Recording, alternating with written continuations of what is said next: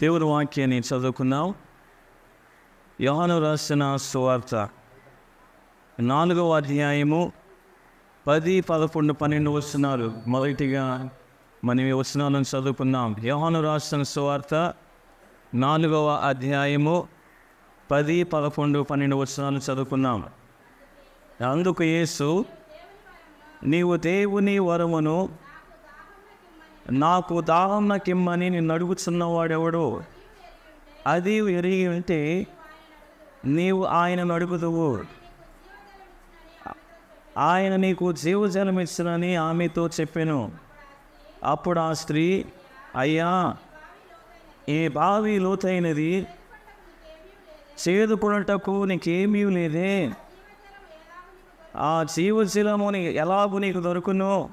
తానును తన కుమారులను పశువులను ఈ బావి నీళ్ళు త్రాగి మాకిచ్చిన మన తండ్రి అయిన యాకోబు కంటే నీవు గొప్పవాడవా అని ఆయనను అడిగిను. ప్రార్థన చేసుకున్నా. ఆశగల ప్రాణాన్ని ఆయన తృప్తిపరిచేవాడు. దేవా, నాతో మీరు మాట్లాడండి అని ప్రార్థన పూర్వకముగా దేవుని సన్నిధిలో మనం ఉన్నట్లయితే ఆయన మనతో మాట్లాడడానికి సిద్ధంగా ఉన్నారు. మహాగణుడా, పరిశుద్ధుడు అయిన యేసయ్య, మీకు స్తోత్రాలు. ఈ పునరుద్ధానపు దినాన్న మిమ్మల్ని ఆరాధించడానికి, గణపరచడానికి, మీ మాటల చేత బలపరచబడడానికి మీరు మాకు ఇచ్చిన శ్రేష్టమైన సమయం బట్టి మిమ్మల్ని స్తుతిస్తూ ఉంటున్నాం.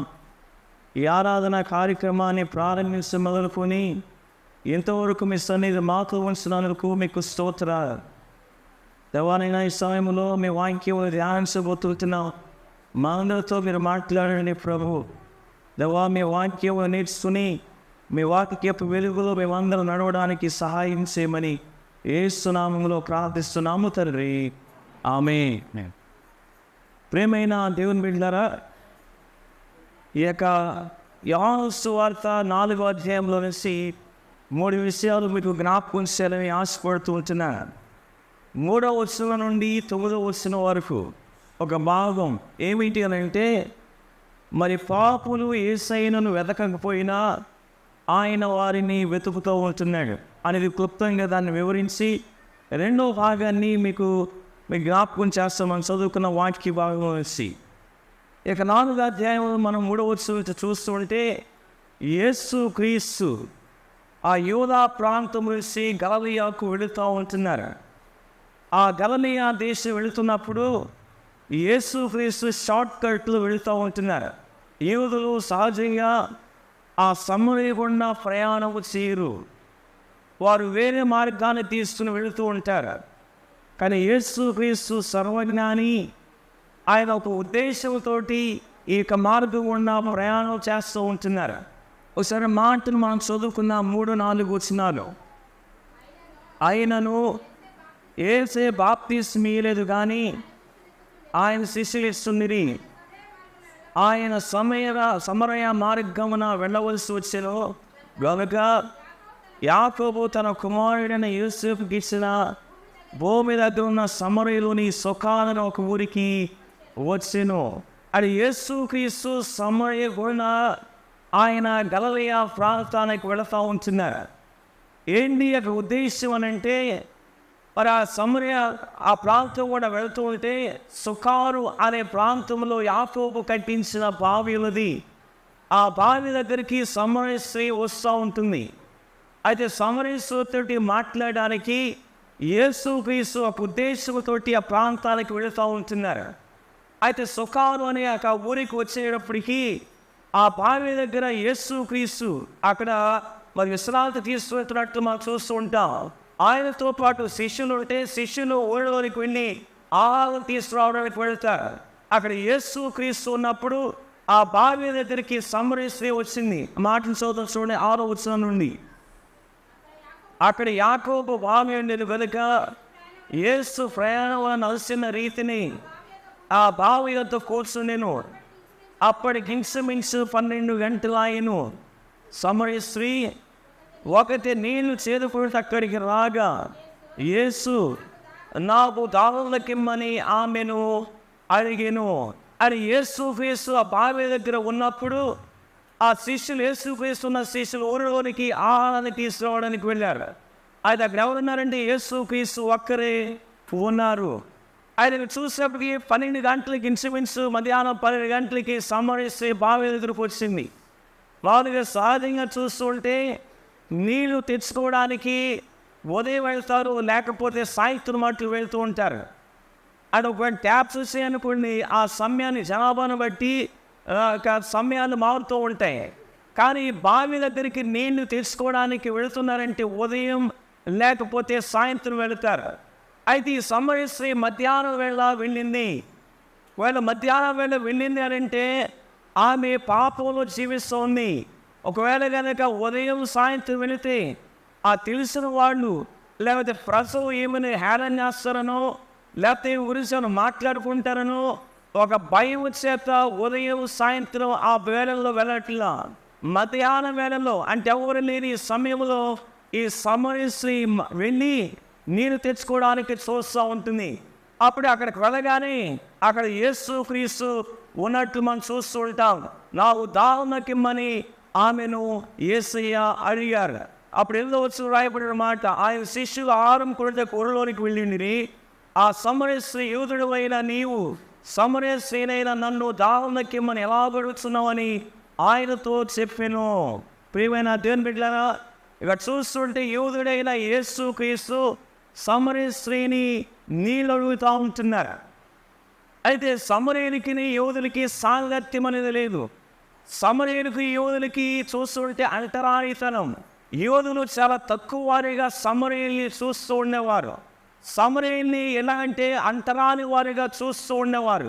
అందుకనే ఏమంటుందంటే సమరస్య యూదుడు అయిన నీవు సమరస్యనైన నన్ను ఎలాగో దాహముకిమ్మని నీళ్ళు అడుగుతున్నావు అని వెంటనే అక్కడ ప్రశ్న వేస్తూ ఉంటుంది. ప్రియమైన దేవుని బిడ్డలారా, అయితే అవన్నీ పక్కన పెట్టి అంటే యూదులు సమరయంతో మాట్లాడడానికి ఇష్టపడరు, సమరయంతో సహవాసం చేయడానికి ఇష్టపడరు. ఇక సమరయంతో ఏమాత్రం కూడా వారితో ఏమాత్రం కూడా ఏంటంటే ఇక చూస్తుంటే కలుపుకోవడానికి ఇష్టపడరు.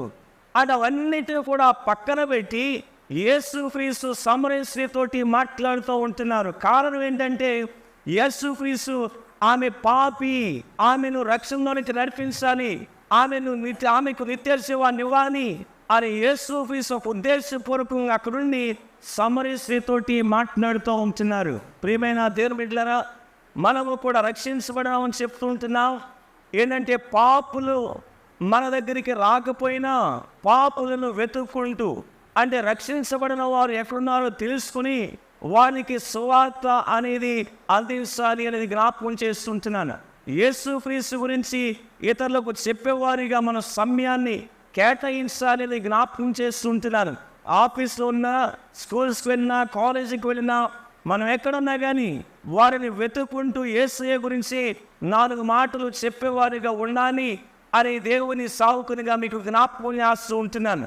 మనం చూసాం ఏంటంటే పాపులు యేసయ్యను వెతకకపోయినా ఆయన వెతుక్కుంటూ వెళ్తుంటున్నారు.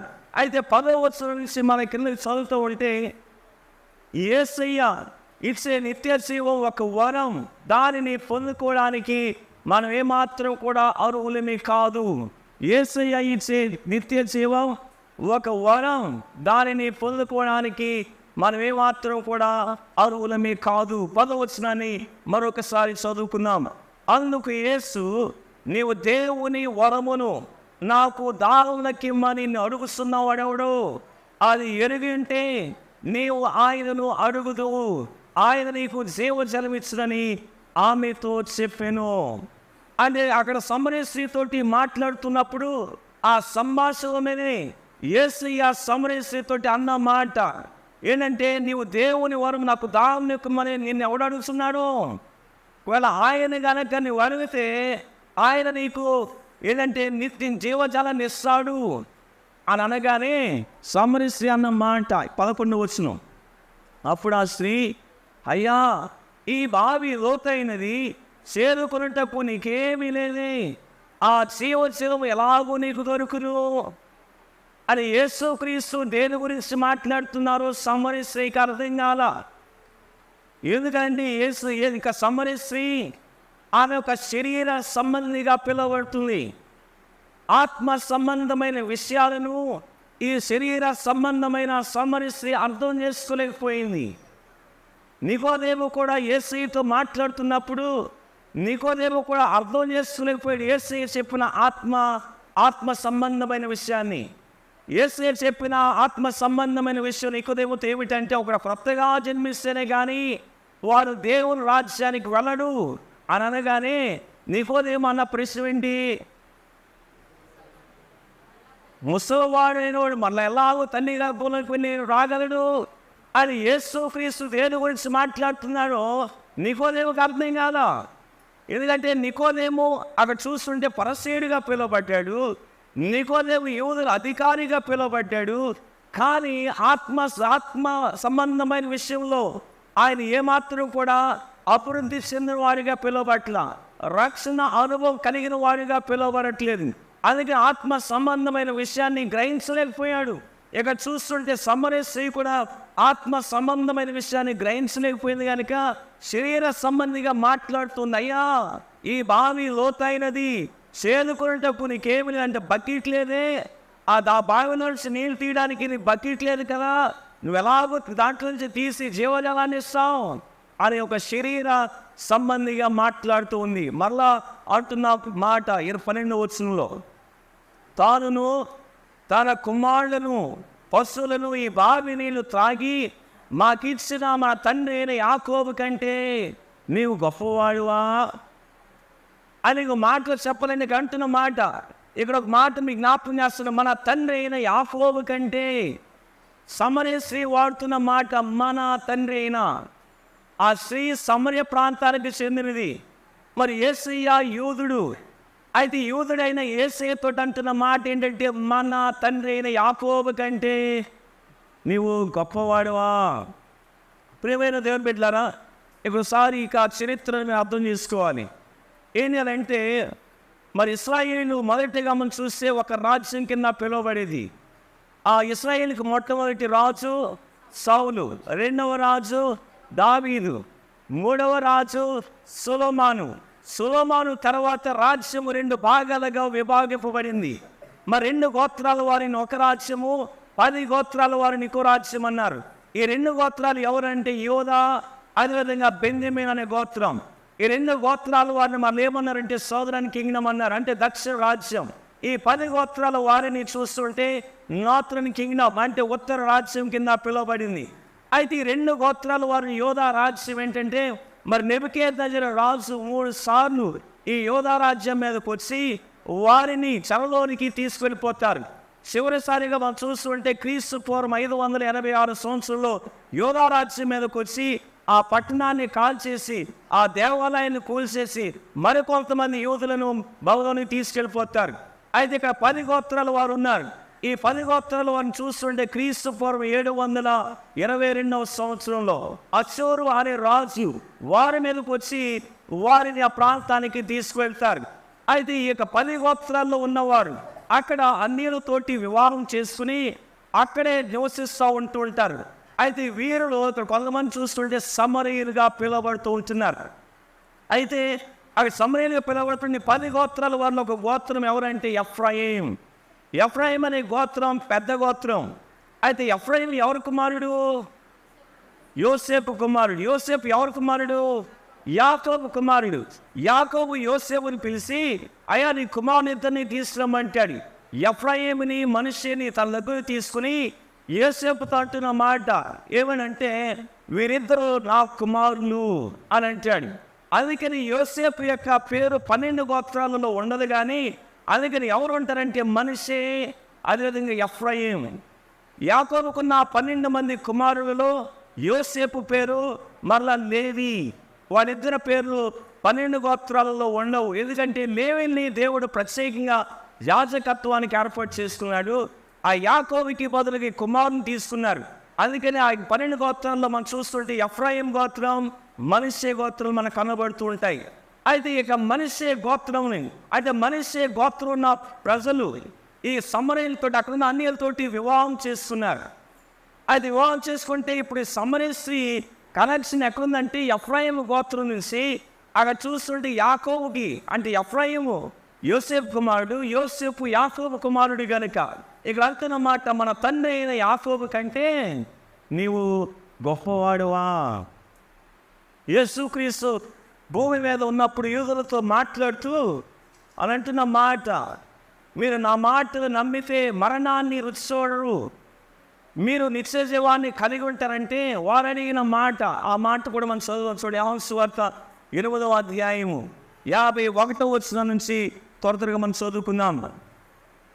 ఒకనాడు ఒకడు నా మాట గైకొని నెడల వాడెన్నడను మరణం పొందడని మీతో నిశ్చయముగా చెప్పుచున్నానని ఉత్తరం ఇచ్చాను. అందుకు యూదులు, నీవు దెయ్యం పట్టిన వాడు అని ఇప్పుడు ఎరుగుదము, అబ్రాహాము ప్రవక్తలను చనిపోయి ఆయనను ఒకడు నా మాట గైకొని ఎడల వాడు ఎన్నడను మరణం చూడని నీవు చెప్పుచున్నావు. మన తండ్రి అయిన అబ్రాహాము చనిపోయాను కదా, నీవు అతని కంటే గొప్పవాడువా అని యూదులు ఇక్కడ అడుగుతున్న మాట. నీవు అబ్రాహాము కంటే గొప్పవాడువా? ఇప్పుడు ఇక్కడ సమరస్త్రీ యేసయ్యతో అంటున్న మాట, నువ్వు యాకోబు కంటే గొప్పవాడువా అన్న మాట అంటున్నా ఉంది మాట. ఆయన ఇక్కడ చూస్తుంటే యేసయ్య అబ్రాహాము కంటే గొప్పవాడు, యేసయ్య యాకోబు కంటే గొప్పవాడు, యేసయ్య మోసే కంటే గొప్పవాడు, యేసయ్య అహరోను కంటే గొప్పవాడు, యేసయ్య సొలొమోను కంటే గొప్పవాడు, యేసయ్య యోనా కంటే గొప్పవాడు, యేసయ్య దేవాలయం కంటే గొప్పవాడు, యేసయ్య అందరను అతి శ్రేష్ఠుడు, అందరికంటే గొప్పవాడైనా. ప్రియమైన దేవుని బిడ్డలారా, ఆయన శ్రేష్టమైన దేవుడిని జ్ఞాపకం చేస్తుంటున్నాను. అయితే ఆ శ్రేష్టమైన దేవుడే నిత్య జీవాన్ని ఇవ్వగలిగిన వాడు, ఆయనే మనకి రక్షణను ఇవ్వగలిగిన వాడు అనేది జ్ఞాపకం చేస్తుంటున్నాను. అది ఇక్కడ చూస్తుంటే రక్షణ అనేది ఒక వరం. ఆ వరాన్ని ఆ వరాన్ని ఇచ్చేది దేవుడే. రక్షణ పొందుకోవడానికి మనం ఏమాత్రం కూడా యోగ్యులమే కాదు అనేది జ్ఞాపకం చేస్తుంటున్నాను. Salvation is a gift. ఇక చూస్తుంటే నిత్య జీవము మనకి వారసత్వంతో వచ్చేది కాదు. కొంతమంది అనుకుంటారు, నేను క్రైస్తవ కుటుంబంలో పుట్టాను, మా డాడీ మమ్మీ చర్చికి వెళ్తూ ఉంటున్నారు, ఒకవేళ రక్షించబడి బాప్తిజం తీసుకున్నారు, నేనెవరిని, నేను కూడా క్రైస్తవుడిని, నేను కూడా దేవుని బిడ్డని, నేను కూడా పరలోకం వెళ్ళిపోతాను అనుకుంటారు. నో, ఏంటంటే నిత్య జీవం అనేది వారసత్వంతో వచ్చేది కాదు. మరి ఆంధ్రలో ఇంకొక ఇలాగ అంటూ ఉంటారు అన్నమాట, పాస్టర్ గారికి కొడుకు పుట్టాడు అనుకోండి, ఏమంటారంటే చిన్నయ్య గారు అని పేరు పెట్టేస్తారన్నమాట. ఏంటండి చిన్నయ్య గారు అంటే రక్షించబడకముడిపై ఆ బాబులు పెరుగుతున్నాడు అనుకోండి, విశ్వాసులు ఆటోమేటిక్గా అని పిలుతారంటే మా చిన్నయ్య గారు, మా చిన్నయ్య గారు అని. వారసత్వంతో వచ్చేది కాదు అనేది జ్ఞాపకం చేస్తుంటున్నారు. నిత్య జీవం లేకపోతే ఒక పాస్టర్ సాగుపడిగా ఉండేది వారసత్వంతో వచ్చేది కాదు, అది దేవుడిచ్చే వరం. అలా చూస్తే నిత్య జీవం డబ్బుతోటి సంపాదించుకునేది కాదు. ఒకవేళ కనుక డబ్బుతోటి సంపాదించుకునేది అయితే అదేమో మన దగ్గరకు వచ్చేది కాదేమో. మళ్ళా చూస్తుంటే నిత్య జీవం అనేది క్రియలతోటి సంపాదించుకునేది కానే కాదు. సరే మాటను కూడా మనం చదువుకున్నాం చూడండి. రోమీయులకు రాసిన పత్రిక 4వ అధ్యాయము 1 నుంచి కొన్ని వచనాలు మనం చదువుకున్నాం. కాబట్టి శరీర విషయమై మన మూల పురుషుడు అబ్రహాముకి ఏమి దొరికెను అది అందుము. అబ్రహాము క్రియల మూలముగా నీతిమంతుడని తీర్చబడినలా అతనికి అతిశయ కారణము కలుగును గాని అది దేవుని ఎదుట కలగదు. లేఖనం ఏమి చెప్తున్నది? అబ్రహాము దేవుని నమ్మెను, అది అతనికి నీతిగా ఎంచబడెను. పని చేయవాడు జీతమునకు రుణమే కానీ దానమని ఎంచబడు. చూడండి, ఇక్కడ పోసిన పౌలు గారు జ్ఞాపకం చేస్తున్న మాట. అబ్రహాము గారు ఎలా రక్షించబడ్డారు?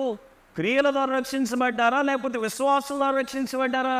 అది జ్ఞాపకం చేస్తూ ఉంటున్నమాట. అబ్రహాము గారు క్రియల ద్వారా రక్షించబడలేదు, ఆయన విశ్వాసం ద్వారానే రక్షించబడ్డారు అనేది జ్ఞాపకం చేస్తూ ఉంటున్నారు. మళ్ళీ అందరికీ తెలిసిన వాక్య భాగం ఎఫెసీయులకు రాసిన పత్రిక 2వ అధ్యాయం 8-9 వచనాలు. మీరు విశ్వాసం ద్వారా కృపచేతనే రక్షించబడి ఉన్నారు, ఇది మీ వలన కలిగినది కాదు, దేవుని వరమే, అది క్రియల వలన కలిగినది కాదు కనుక ఎవడును అతిశయపడ వీలు లేదు. మరొక వాక్యం తీతుకు రాసిన పత్రిక 3వ అధ్యాయం 5వ వచనం. మనం నీతిని అనుసరించి చేసిన క్రియల మూలముగా కాక తన కనికరము చొప్పుననే పునర్జన్మ సంబంధమైన స్నానము ద్వారాను పరిశుద్ధాత్మ మనకు నూతన స్వభావం కలుగు చేయటం ద్వారాను మనలను రక్షించెను. మరలా తిమోతి రాసిన 2వ పత్రిక 9వ వచనప్పుడు రాయబడిన మాట, మొదటి అధ్యాయంతో మన క్రియలను బట్టి కాక తన స్వకీయ సంకల్పం బట్టి అనాది కాలమని క్రీస్తు యేసునందు మనకు అనుగ్రహింపబడినది, క్రీస్తు యేసును రక్షకుని ప్రత్యక్షత వలన బయలుపరచబడినదైన తన కృపను బట్టి మనలను రక్షించి పరిశుద్ధమైన పిలుపుతో ఆయన మనను పిలిచెను. ప్రియమైన దేవుని బిడ్డలారా, ఇక్కడ చూస్తుంటే రక్షణ అనేది మనకు వారసత్వంతో వచ్చేది కాదు, లేకపోతే రక్షణ అనేది డబ్బుతోటి సంపాదించుకునేది కాదు. రక్షణ అది మన క్రియలతోటి సంపాదించుకునేది కానే కాదు అని జ్ఞాపకం చేస్తూ ఉంటున్నాను. ప్రియమైన దేవుని బిడ్డలారా, మళ్ళీ ఇంకొక మాటలు ఇంకో విధంగా చెప్పాలంటే చూడండి, మన కులం, మన యొక్క నిత్య ఇక చూస్తుంటే మన యొక్క ఆత్మీయ దాహాన్ని తీర్చలేదు, మన మతం మన ఆత్మీయ దాహాన్ని తీర్చలేదు, మనకున్న డబ్బు మన యొక్క ఆత్మీయ దాహాన్ని తీర్చలేదు, మనకున్న హోదా మన ఆత్మీయ దాహాన్ని తీర్చలేదు. మరి ఎవరు తీరుస్తారు? చూడండి 14వ వచనం. నేనిచ్చు నేను త్రాగువాడు ఎప్పుడును దప్పికొనడు, నేను వానికి ఇచ్చిన నీళ్లు నిత్య జీవనకై వానిలో ఓరేడు నీటి బొగ్గగా ఉండునని ఆమెతో చెప్పాను. ప్రియమైన దేవుని బిడ్డలారా, ఇక్కడ యేసుక్రీస్తు చెప్తున్న మాట ఏంటంటే, నేను ఇస్తున్న నీళ్లు త్రాగువాడు మరెన్నడూ నువ్వు తప్పికొనడు అని యేసుక్రీస్తు దేని గురించి మాట్లాడుతున్నారు అంటే నిత్య జీవ గురించి మాట్లాడుతూ ఉంటున్నారు. ఆయన ఇచ్చే రక్షణ గురించి మాట్లాడుతూ ఉంటున్నారు.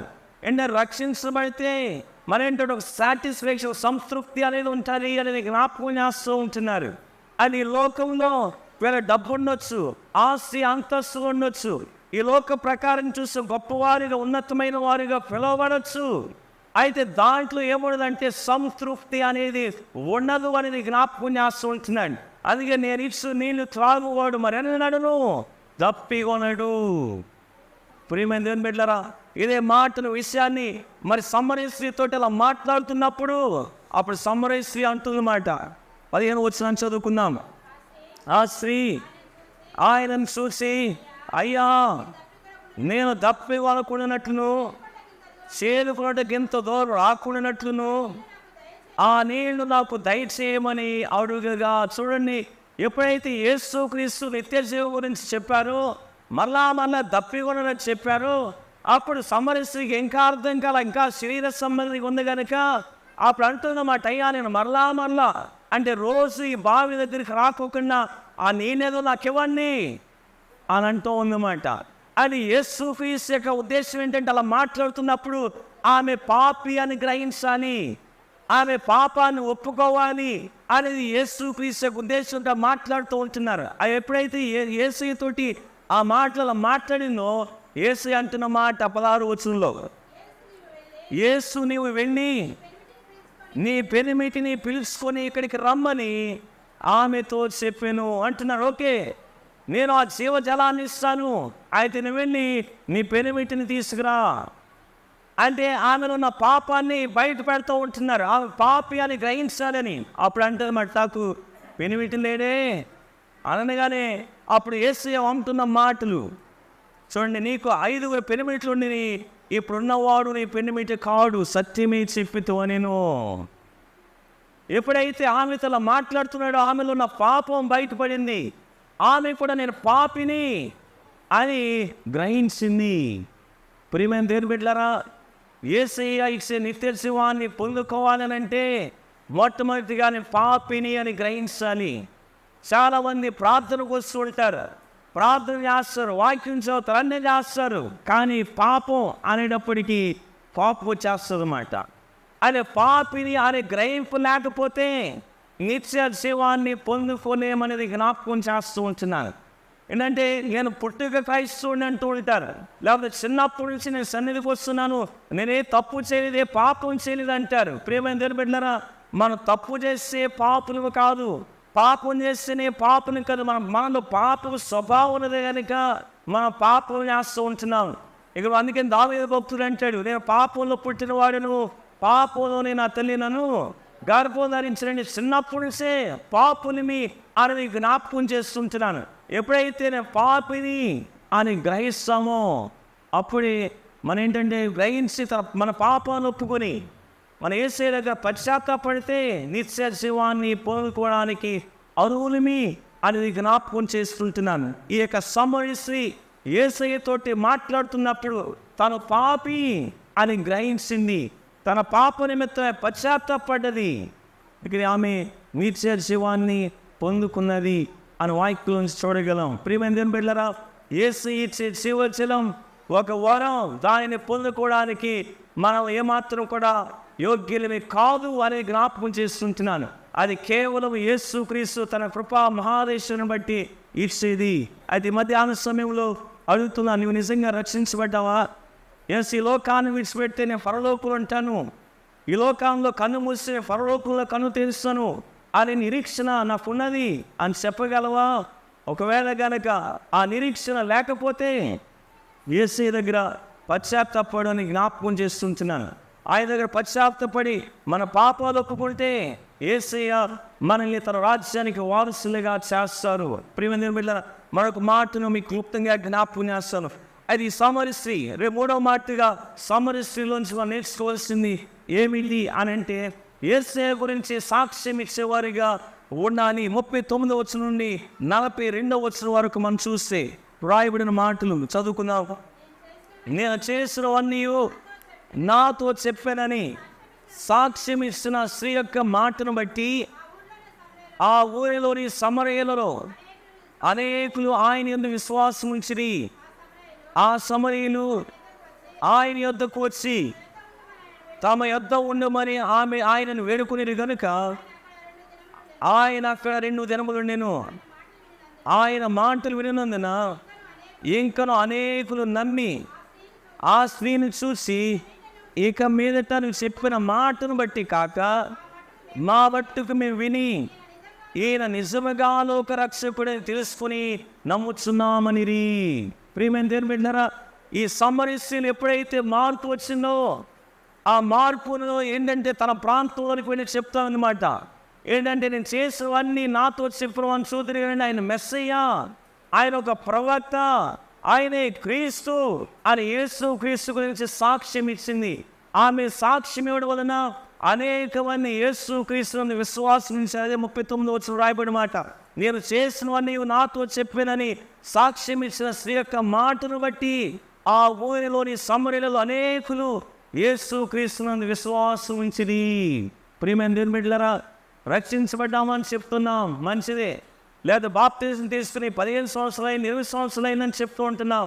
మేము సంఘంలో దేవుడు బలమైన వ్యక్తిగా నిలబెట్టాడు అని చెప్తూ ఉంటున్నాం, మంచిదే. అది యేసయ్య గురించి సాక్ష్యం ఇచ్చేవారిగా మనం ఉంటున్నామా? యేసయ్య గురించి 4 మాటలు చెప్పేవారిగా ఉంటున్నాం. ఎలా ఉంటున్నాం? కొంతమంది అంటూ ఉంటారు, నేనే బైబిల్ కాలేజ్కి వెళ్ళలేదండి, లేకపోతే థియాలజీ చదవలేదు, నాకేం తెలియదు, యేసయ్య గురించి ఏం చెప్పాలి? ఒకవేళ థియాలజీ లేకపోతే బైబిల్ కాలేజీకి వెళ్ళి ఆయన నేర్చుకోకపోయినా మన సాక్ష్యమే దేవుడు ఎలాగ మనం రక్షించుకున్నాడు. నువ్వు ఎలాగో క్రీస్తునికి వచ్చావు, నీ సాక్ష్యం చెప్తే సరిపోద్ది. ఒకవేళ వాళ్ళు ఇంకా యేసు క్రీస్తు గురించి ఎక్కువ తెలుసుకోవాలని ఆశపడుతూ ఉంటే సంఘానికి నడిపించాలి, లేకపోతే సావుకుని తీసుకువెళ్ళాలి, తెలిసిన వారిని తీసుకువెళ్ళి యేసు క్రీస్తు గురించి ఇంకా అనేకమైన విషయాలు వారితోటి చెప్పించాలి అని జ్ఞాపకం చేస్తుంటున్నాను. ఈ సమరయ స్త్రీ యేసు క్రీస్తు దగ్గర మాట్లాడుతున్నప్పుడు ఆమె తన పాప నిమిత్తమే పశ్చాత్తాపడింది. ఆమె పశ్చాత్తాపడి రక్షించబడింది కనుక ఆ యేసు క్రీస్తు గురించి చెప్పటం ప్రారంభించింది. ప్రియమైన దేవుని బిడ్డలారా, మనము కూడా యేసయ్య గురించి సాక్ష్యం ఇచ్చేవారుగా ఉండాలి, ఆయన గురించి చెప్పేవారుగా ఉండాలి అనేది దేవుని సావుకునిగా జ్ఞాపకం చేస్తుంటున్నాను. ఎవరికైనా ఎప్పుడైనా యేసయ్య గురించి చెప్పామా? సంవత్సరంలో ఎప్పుడైనా కొంతమంది వాగ్దానాలు తీసుకుంటుంటారు, ఈ సంవత్సరంలో నేను కొంతమందిని క్రీస్తు దగ్గర నడిపిస్తాను, లేకపోతే సంఘం దగ్గరికి నడిపిస్తాను, లేకపోతే కొంతమందికి దేవుని వాక్యాన్ని చెబుతాను అని అంటారు. ఒకవేళ కనుక ఆ తీర్మానం తీసుకున్న నీవు చేసేవా, చేయగలిగావా? లేకపోతే దేవుడు తన ద్వారా, తన వాక్యం ద్వారా మన జ్ఞాపకం చేస్తున్న మాట ఏంటంటే ఆయనకు సాక్షులుగా మనం జీవించాలి. ప్రభు బలలో పాలుపొంపులు పొందుతూ ఉంటున్నాం. దాంట్లో కూడా ఒక విధి ఏంటనంటే, నేను వచ్చే వరకు నా గురించి ప్రచురం చేయడి అని యేసు క్రీస్తు గురించి చెప్పేవారిగా మనం ఉండాలి. ఎలా ఉంటున్నాం ప్రియమైన దేవుని బిడ్డలారా? యేసయ్య దగ్గరికి పాపులు యేసయ్యను వెతకపోయినా యేసయ్య పాపులను వెతుకుతున్నాడు. రెండోది చూసి యేసయ్య నీచే ఒక వరం, దానిని పొందుకోవడానికి మనం ఏమాత్రం కూడా అర్హులమే కాదు. మరి చూసి యేసయ్య గురించి సాక్ష్యం ఇచ్చేవారు కూడా సమరయ స్త్రీ ఆయన గురించి సాక్ష్యం ఇచ్చింది. మనం కూడా యేసయ్య గురించి సాక్ష్యం ఇచ్చేవారిగా ఉండాలి. అందరూ కళ్ళు మూసుకున్నట్లయితే మనం ప్రార్థన చేసుకుందాం. ఎలా ఉంటున్నాం చెప్పగలవా? యేసయ్య ఇచ్చిన నిత్య జీవం నేను పొందుకున్నాను, నేను రక్షించబడ్డాను, యేసు క్రీస్తు రక్తం చేత నేను కడగబడ్డాను, ఒక నిరీక్షణ తోటి ముందుకు అడుగులు వేస్తున్నానని చెప్పగలవా? ఒకవేళ కనుక నిరీక్షణ లేకపోతే, దేవానైనా నాకు నిరీక్షణ దయచేయండి, సంపూర్ణమైన రక్షణ అనుభవానికి నడిపించండి అని ప్రార్థన చేయి. రక్షించబడ్డావా? మంచిదే. ప్రభు వలలో పాల్పొంపులు పొందుతున్నావు, మంచిదే. అయితే ఆయన గురించి సాక్ష్యం ఇచ్చేవారు కూర్చున్నావా? యేసయ్య గురించి సాక్ష్యం ఇచ్చేవారు ఉండాలి. సమరయ స్త్రీ అనేక మందిని కలుసుకుని యేసయ్య గురించి చెప్పినందువల్ల ఎంతోమంది యేసయ్యనందు విశ్వాసం ఇచ్చారు. మనం ఎలా ఉంటున్నాం? పరిశుద్ధుడు అయిన యేసయ్య మీకు స్తోత్రాలు. దేవానైనా అపాత్రుమి, అయోగ్యులమి, నిత్య జీవాన్ని పొందుకోవడానికి ఏమాత్రం కూడా యోగ్యులమి కాదు ప్రభు. అయినా ప్రభు నీ ప్రణాళిక సంకల్పంలో మమ్మల్ని ఏర్పాటు చేసుకుని మీ ఉచితమైన కృప చేత మమ్మల్ని రక్షిస్తున్నందుకు మీకు స్తుతులు చెల్లిస్తుంటున్నా. అవునయ్యా, ఈ రక్షణ అనేది ప్రభు వారసత్వంతో వచ్చేది కాదయ్యా, క్రియలతోటి మేము సంపాదించుకునేది కాదు, డబ్బుతోటి సంపాదించుకునేది కాదు ప్రభు. కేవలము మీ కరుణ వాత్సల్యతను బట్టి దేవానైనా తండ్రి అయిన దేవుని బ్రతు నుంచి నరకం వేసి మమ్మల్ని రక్షించి దేవానైనా పరలోక రాజ్యానికి వారసులుగా చేసినందుకు మీకు స్తోత్రాలు. దేవానైనా రక్షించబడ్డామని చెప్తున్నాం మేము. దేవా సమరయ స్త్రీ వలె మీ గురించి చెప్పేవారు ఉండడానికి సహాయం చేయండి. మేము ఎక్కడున్నా, ఏ ప్రాంతంలో ఉన్నా, ఏం చేస్తున్నా ప్రభు మీ గురించి చెప్పి మీరే లోక రక్షకుడు అని ప్రభు తెలియచేసి దేవానైనా కొంతమందినైనా మీదకు నడిపించేవారు ఉండడానికి సహాయం చేయమని ప్రార్థన చేస్తుంటున్నాం. వాక్యమైన ప్రతి ఒక్కరిని మేము దీవించమని, వాక్యాన్ని దృష్టిలో ఎత్తుపోకుండా మా హృదయాల్లో ఫలింప చేయమని యేసు నామములో ప్రార్థిస్తున్నాము తండ్రి. ఆమేన్.